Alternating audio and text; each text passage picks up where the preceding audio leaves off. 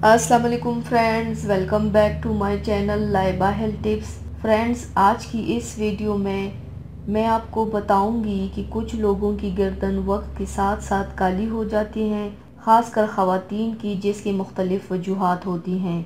इस वीडियो में मैं बात करूंगी उन वजूहात के बारे में कि गर्दन क्यों काली हो जाती है और हम इसको दोबारा से गोरा कैसे कर सकते हैं, क्योंकि जिस तरह ख़वातीन को अपने चेहरे की खूबसूरती की फ़िक्र रहती है, उसी तरह उनको काली गर्दन की भी परेशानी होती है कि वो उसको कैसे नरम और ख़ूबसूरत बनाएं। उसके लिए इस वीडियो को लाजमी आखिर तक देखिए ताकि आपको मुकम्मल तरीका समझ में आ सके।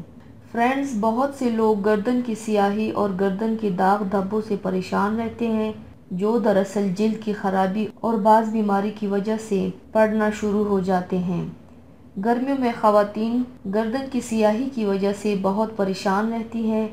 उनके नज़दीक चेहरे और गर्दन की रंगत और ताजगी एक जैसी होनी चाहिए।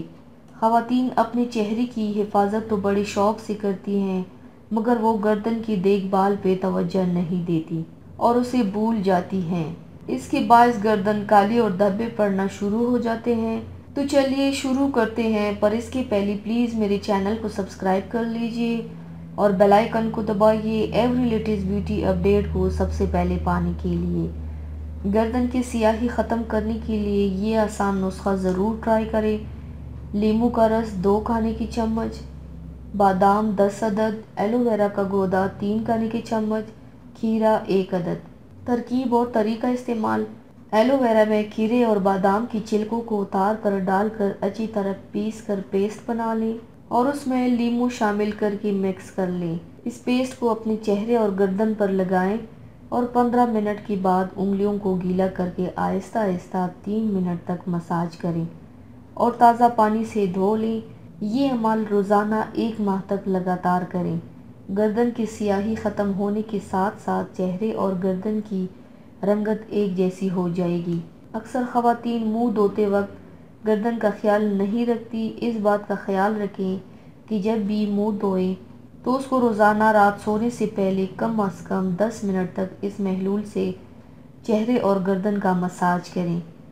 इससे भी गर्दन की झुर्रियाँ और काले निशान ख़त्म हो जाएंगे। बाज़ ख़वातीन की गर्दन नहाने के बावजूद काली नज़र आती हैं।